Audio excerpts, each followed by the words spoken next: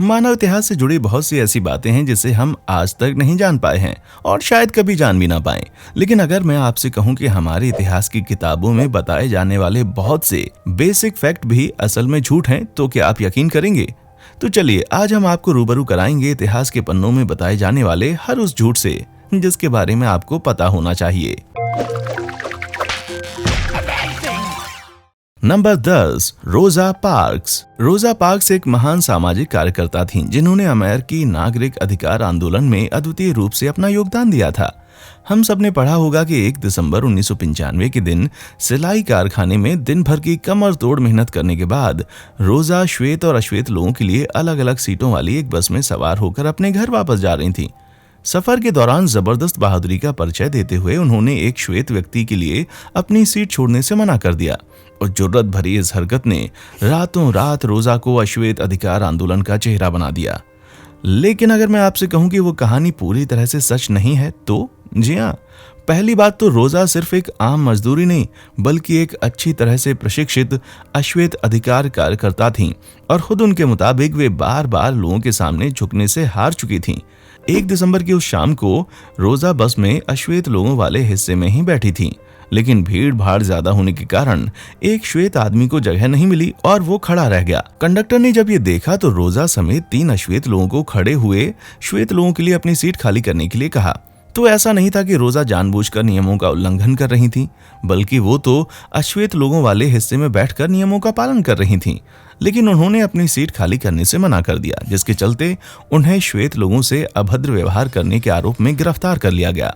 इस छोटी सी घटना ने रोजा को आगे चलकर दुनिया भर में अश्वेत आंदोलन की पहचान के रूप में मशहूर कर दिया। Number 9, Chinese foot binding. चीन में फुट बाइंडिंग नाम की एक प्राचीन परंपरा प्रचलित थी जिसमें छोटी बच्चियों के पंजों की हड्डियों को तोड़कर कोन जैसे आकार में बांध दिया जाता था, पर अब ये कुप्रथा लगभग पूरी तरह से समाप्त हो चुकी है। विदेशों में पढ़ाया जाता है कि चीन में छोटे और नुकीले पैरों वाली लड़कियां बहुत ही आकर्षक मानी जाती थीं, जिसकी वजह से सोसाइटी के हाई क्लास वाले इस प्रथा का पालन किया करते थे।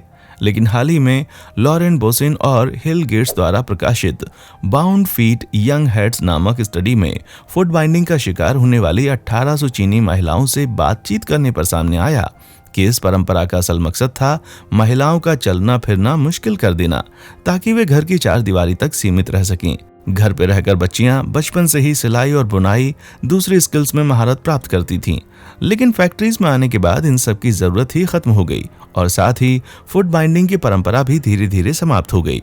भले ही इस प्रथा की शुरुआत 10वीं सदी में चीन के शाही दरबारों में नाचने वाली महिलाओं से हुई हो, पर आगे चलकर ये केवल समाज के उच्च वर्ग की महिलाओं तक सीमित नहीं रही। गरीब किसान भी अपनी पारिवारिक आय में इजाफा करने के लिए अपनी लड़कियों के पंजों की हड्डियां तोड़कर बांध देते थे। और हम है कि गलत इतिहास पढ़कर अब तक चीन वालों को अजीबोगरीब लुक का शौकीन समझते आ रहे हैं। नंबर 8, टेलीफोन का आविष्कार। अगर पूछा जाए कि टेलीफोन का आविष्कार किसने किया तो लगभग सभी का जवाब ग्राहम बेल ही होगा। लेकिन अगर मैं कहूं कि ये जवाब तकनीकी रूप से गलत है तो जी हाँ, ग्राहम बेल एक ही समय पर टेलीफोन के अपने अलग अलग कॉन्सेप्ट पर काम करने वाले कई लोगों में से एक थे। बस ग्राहम की किस्मत बाकियों से थोड़ी अच्छी थी कि वे 14 फरवरी 1876 को बाकियों से पहले पेटेंट ऑफिस में पहुंचने में कामयाब रहे। रिकॉर्ड्स बताते हैं कि एलिशा ग्रे नाम के एक दूसरे व्यक्ति ने भी ग्राहम जैसा ही एक डिवाइस बनाया था और ठीक उसी दिन उसे पेटेंट भी कराना चाहता था। दोनों सज्जनों के वकील एक ही दिन यूएस पेटेंट ऑफिस पहुंचे, लेकिन ग्राहम का वकील थोड़ा पहले पहुंच गया था, जिससे ग्राहम का मामला उस दिन लिस्ट में 5वें नंबर पर था, वहीं ग्रे का केस 39वें नंबर पर था।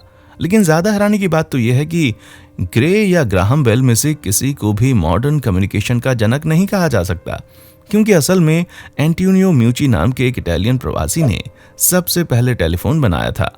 एंटोनियो ने 1849 में ही अपने आइडिया पर काम करना शुरू कर दिया और 1871 में अपने आविष्कार को सार्वजनिक करने के लिए एक कैविएट भी दायर की।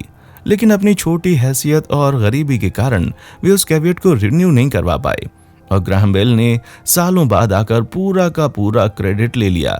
लेकिन शुक्र है कि 2002 में यूएस कांग्रेस ने फ्लोरेंस से आने वाले गरीब प्रवासी एंटोनियो के काम को स्वीकारा और उसे आधुनिक संसार का एक अहम योगदान बताया। किसी ने सच ही कहा है, जंग और मोहब्बत में सब कुछ जायज है। Number 7, Napoleon Bonaparte. मशहूर फ्रांसीसी सेनापति नेपोलियन बोनापार्ट का नाम सुनते ही आपके मन में सिर पर बड़ी सी टोपी पहने हुए नाटे कद के एक आदमी की छवि आती होगी। लेकिन हकीकत दरअसल ये है कि नेपोलियन असल में छोटे या नाटे कद के नहीं थे। ज्यादातर लोग मानते हैं कि नेपोलियन बौने कद के थे, जिसके चलते हमें नेपोलियन कॉम्प्लेक्स नाम का मशहूर फ्रेज भी प्राप्त हुआ। लेकिन उनके कद को लेकर इतिहासकारों में हमेशा से बहस रही है और इस बात की उम्मीद ज्यादा है कि नेपोलियन की हाइट में कोई भी अनोखी बात नहीं थी। दस्तावेजों से पता चलता है कि नेपोलियन बोनापार्ट की हाइट 5 फीट 2 इंच थी, लेकिन यह भी एक तथ्य है कि फ्रांसीसी इंच अंग्रेजी इंच से लंबा हुआ करता था, यानी नेपोलियन की हाइट असल में 5 फीट 6 इंच के करीब थी, जो उस जमाने के किसी मर्द के लिए एक सामान्य सी बात थी। अंदाज के लिए अगर नेपोलियन को आज के वर्ल्ड लीडर से कंपेयर किया जाए तो वो कुछ खास नाटे नजर नहीं आएंगे। उनकी इस बौनी छवि के पीछे एक वजह यह भी हो सकती है कि लोग उन्हें छोटा नायक कहा करते थे, लेकिन ये प्यार से बुलाया जाने वाला नाम था, ना कि उनकी लंबाई की ओर किया जाने वाला कोई इशारा। एक बात यह भी थी कि अपनी मिलिट्री स्ट्रेटेजी के तहत नेपोलियन हर वक्त ऊंचे कद के सैनिकों से घिरे रहा करते थे। तो अगली बार कोई आपको चढ़ाने के लिए नेपोलियन कहे तो उसे समझा दीजिएगा कि ये कोई बुरा मानने वाली बात नहीं है भाई। Number 6, Christopher Columbus. Christopher Columbus इतिहास के सबसे महान खोजियों में से एक माने जाते हैं, जिन्हें धरती सपाट होने के दावे को गलत साबित करने से लेकर आज के अमेरिकी महाद्वीप की खोज करने तक जैसे बड़े बड़े अचीवमेंट्स का क्रेडिट दिया जाता है। लेकिन हकीकत तो यह है कि 1492 में समुद्री यात्रा पर निकलने वाले कोलंबस ने इनमें से किसी भी कारनामे को अंजाम नहीं दिया था। कहा जाता है कि अपनी यात्रा पर निकलने से पहले 1490 के दशक में कोलंबस को पादरियों को तो यकीन दिलाना पड़ा था कि वे धरती के अंत के पार नहीं जाएंगे, लेकिन असल में ये किस्सा पूरी तरह से मनगढ़ंत है, जिसे 1828 में the life and voices of Christopher Columbus नाम की जीवनी लिखने वाले वॉशिंगटन इरविन ने गढ़ा था। 15वीं सदी के अंत तक कोई भी पढ़ा लिखा व्यक्ति नहीं मानता था कि धरती सपाट है, क्योंकि पाइथागोरस और एरिस्टोटल जैसे यूनानी विद्वानों ने 600 ईसा पूर्व में ही साबित कर दिया था कि पृथ्वी का आकार गोल है। कोलंबस तो बस ये साबित करना चाहते थे कि यूरोप से पूरब की बजाय पश्चिम की दिशा में यात्रा करके भी चीन तक पहुंचा जा सकता है। लेकिन बीच रास्ते में जमीन का एक बड़ा सा टुकड़ा आ गया और वो अमेरिका भी नहीं बल्कि कैरिबियन था। 10वीं सदी में एरिक द रेड अमेरिका पहुंचने वाले पहले यूरोपियन बने और उनके बाद 11वीं सदी में नॉर्स खोजकर्ता लीफ एरिक्सन दूसरे नंबर पर रहे। तो कुल मिलाकर कोलंबस की कहानी झूठ और आधे सच के पुलिंदे से ज्यादा कुछ भी नहीं है। नंबर 5, सलेम विच ट्रायल्स। सलेम विच ट्रायल्स को अमेरिकी इतिहास का सबसे अंधकारमय हिस्सा माना जाता है, जिसमें सैकड़ों मासूम लोगों को काला जादू करने के आरोप में खंबे से बांधकर जिंदा जला दिया गया था। लेकिन ये दावा सच से काफी दूर है, क्योंकि समस्या इतनी गंभीर भी नहीं थी और फरवरी 1692 में शुरू होने से लेकर मई 1693 के बीच किसी को भी जिंदा जलाकर नहीं मारा गया। अमेरिकी समाज में फैला काले जादू का ये भय धार्मिक लोगों के अंधविश्वास से ज्यादा कुछ भी नहीं था और रिकॉर्ड्स बताते हैं कि इस पूरे प्रकरण में केवल 20 लोगों की जान गई थी। इनमें से 14 औरतें और 5 मर्दों को फांसी दी गई और जिलेस कोरे नाम से एक आदमी को पत्थरों से कूट कूट कर मार दिया गया, क्योंकि उसने अपना जुर्म कबूल करने से मना कर दिया था। काला जादू करने वालों को खंबे से बांधकर जिंदा जलाने के किस्सों की शुरुआत जर्मनी, इटली, स्कॉटलैंड, फ्रांस और स्कैंडिनेविया समेत यूरोप के दूसरे हिस्सों में होने वाली विच ट्रायल से होती है, जो वास्तव में कहीं ज्यादा क्रूर एवं भयावह हुआ करते थे। इन इलाकों में काला जादू करने के आरोपियों को जिंदा जला देना बहुत ही आम बात थी और 15 से 18वीं शताब्दी के बीच करीब 50,000 लोगों को इस तरह से मौत के घाट उतारा गया। लेकिन बदनाम बेचारा सलेम होता है। Number 4, Vikings. स्कूल में 798 से 1066 ईस्वी के वाइकिंग युग के दौरान समस्त यूरोप में छापेमारी करने वाले इन भयंकर स्कैंडिनेवियाई योद्धाओं के बारे में पढ़ना बहुत इंटरेस्टिंग रहा होगा। वाइकिंग्स के इंटरेस्टिंग लगने की बड़ी वजह यह है कि उनका जबरदस्त लुक, जिसमें चोटीदार लंबे लंबे बाल, बड़ी बड़ी गजिन दाढ़ियां और सिर पर सींग वाले हेलमेट तो हम सभी ने देखे होंगे। लेकिन आपको जानकर हैरानी होगी कि हम अब तक वाइकिंग्स के लुक को गलत बताते आए हैं। वाइकिंग युग के कोई ठोस ऐतिहासिक अवशेष तो प्राप्त नहीं हुए, लेकिन रिसर्च से साफ हो गया कि सींगों वाला हेलमेट लोगों की कल्पना से ज्यादा कुछ नहीं था। युद्ध में जाने से पहले वाइकिंग लोग सिर पर किसी प्रकार का कवच तो जरूर पहनते थे, लेकिन इस बात के कोई प्रमाण नहीं मिलते कि उन पर सींगें हुआ करती थीं। 8वीं सदी से 11वीं सदी के शुरुआती चित्रों में उन्हें नंगे सिर या लोहे और चमड़े की साधारण हेलमेट को पहने दिखाया गया है। 1943 में दुनिया की आज तक की सबसे पहली और इकलौती वास्तविक वाइकिंग हेलमेट की खोज हुई और उस पर सींगों का नामो निशान भी नहीं था। वाइकिंग्स की जिस छवि से हम वाकिफ हैं उसकी शुरुआत असल में कलाकारों के चित्रण से होती है और 1876 में रिचर्ड वैगनेर के नाटकों में इस्तेमाल किए जाने वाले कॉस्ट्यूम्स को भी इसके लिए कुछ हद तक जिम्मेदार माना जा सकता है। Number 3, Isaac Newton.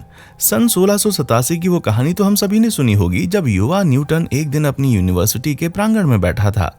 तभी एक सेब उसके सिर पर गिरा, जिससे प्रेरित होकर न्यूटन ने अपनी थ्योरी ऑफ ग्रेविटी प्रकाशित कर डाली। पर क्या आप जानते हैं कि यह कहानी सचमुच सिर्फ एक कहानी ही है? 2010 में लंदन की रॉयल सोसाइटी द्वारा किए गए एक रिसर्च की माने तो ये घटना कैम्ब्रिज में नहीं बल्कि न्यूटन की मां के घर वुल्सथॉर्प मैनर मूल स्थान में स्थित एक गार्डन में घटी थी और इस बात के कोई सबूत नहीं है कि सेब न्यूटन के सिर पर ही गिरा था। उस वक्त न्यूटन ने इस घटना को कहीं भी लिखित में दर्ज नहीं किया था और 50 साल बाद 1726 में अपनी biography memories of sir Isaac Newton's life लिखने वाले विलियम स्टुकली को दिए गए साक्षात्कार में इस घटना का जिक्र किया। स्टुकली माने तो न्यूटन एक दिन शाम को अपनी मां के साथ गार्डन में बैठे थे। तभी उन्हें ध्यान आया कि सालों पहले एक सेब को गिरते हुए देखकर उनके मन में सवाल आया था कि सेब सीधा नीचे ही क्यों गिरता है, दाएं बाएं या ऊपर की तरफ क्यों नहीं। न्यूटन ने बताया कि उन्होंने ये सवाल दूसरों से भी किया था लेकिन कोई जवाब नहीं दे पाया। देखा, बचपन से जो किस्सा हम सुनते चले आ रहे हैं अंत में वो गलत साबित हुआ। Number 2, Titanic. टाइटैनिक को कभी ना डूबने वाला दुनिया का सबसे बेहतरीन शिप कहा जाता था, लेकिन विडंबना तो देखिए, 1912 में बर्फ की एक बड़ी सी चट्टान से टकराने के बाद ये आलीशान जहाज समुद्र की गहराइयों में समा गया। लेकिन हाल ही में सामने आए सबूत इशारा करते हैं कि हम इस घटना के कारणों को आज तक गलत समझते आए हैं। 2017 में जर्नलिस्ट सैनन मोलोनी द्वारा इंग्लैंड में स्थित एक इमारत की पुरानी दुछतियों में से खोजी गई कुछ तस्वीरें इशारा करती हैं कि टाइटैनिक के हल में कोयले से लगी आग भी कुछ हद तक इस घटना के लिए जिम्मेदार हो सकती है। जहाज की यात्रा शुरू करने से पहले ली गई इस तस्वीर में भी 30 फीट के इस बर्न मार्क से आग को पहचाना जा सकता है। कड़ी से कड़ी जोड़ने पर नतीजा निकलता है कि जहाज के क्रू को आग के बारे में कुल 3 दिनों के बाद पता चला और तब तक जहाज का हल अच्छी तरह से डैमेज हो चुका था। न्यू फाउंडलैंड के तट पर आइसबर्ग या समुद्र में तैरती हुई बर्फ की चट्टानें मौजूद होने की चेतावनी के बावजूद अत्यधिक कोयला जलने की वजह से टाइटैनिक अपनी फुल स्पीड पर चल रही थी। 14 अप्रैल 1912 को टाइटैनिक एक बड़े से आइसबर्ग से टकरा गया। भले ही वो आग टाइटैनिक को डुबोने के लिए अकेले तौर पर जिम्मेदार न रही हो, पर दुनिया का ध्यान आकर्षित करने वाली इस दुर्घटना में उसका अच्छा खासा योगदान तो जरूर था। Number 1, Jesus Christ. जीसस या यीशु के ज्यादातर ऐतिहासिक चित्रों में उन्हें गोरी चमड़ी, लंबे बाल और दूध से सफेद वस्त्र पहने दिखाया जाता है, लेकिन ताजा रिसर्च की माने तो सन ऑफ गॉड का हुलिया इससे बिल्कुल अलग था। यीशु के इस मशहूर चित्रण की शुरुआत 4वीं शताब्दी के बाइजेंटाइन एरा में हुई थी, जहां उन्हें ओलंपियन गॉड और देवताओं के राजा ज्यूस की तर्ज पर दर्शाया गया था। सन 1377 में खोजा जाने वाला श्राउड ऑफ ट्यूरिन सूली पर चढ़ाए जाने के बाद यीशु के असल चेहरे को दिखाने का दावा करता था, पर वो दावा भी अब फर्जी साबित हो चुका है। तो आखिर यीशु असल में दिखते कैसे थे? बाइबल उनके हुलिये के बारे में कुछ खास नहीं कहता, बस इतना ही कहता है कि वो गैलीली में रहने वाले एक आम फिलिस्तीनी यहूदी थे। उस काल के ऐतिहासिक साक्ष्यों के हिसाब से गणना की जाए तो यीशु भूरी आंखों वाले एक सांवले व्यक्ति थे, जिनकी लंबाई लगभग 5 फुट 5 इंच रही होगी और इन प्राचीन केव पेंटिंग्स के हिसाब से उनके बाल एवं दाढ़ी छोटे एवं कपड़ों का रंग क्रीम था, क्योंकि सफेद कपड़ों के लिए ब्लीच करने की जरूरत पड़ती थी। फॉरेंसिक एंथ्रोपोलॉजिस्ट रिचर्ड नीव ने इजराइल से प्राप्त पहली सदी ईस्वी की एक इंसानी खोपड़ी से एक गैलीलियन मर्द की शक्ल तैयार की। यीशु भी लगभग ऐसे ही दिखते रहे होंगे, पर उस महान आत्मा की असल सूरत तो परमेश्वर ही जाने भाई। इनमें से कौन से झूठ के बारे में जानकर आपको सबसे ज्यादा हैरानी हुई, नीचे कमेंट बॉक्स में आकर हमें जरूर बताएं। और हाँ, हमारे चैनल को लाइक, शेयर और सब्सक्राइब जरूर करें। देखने के लिए शुक्रिया।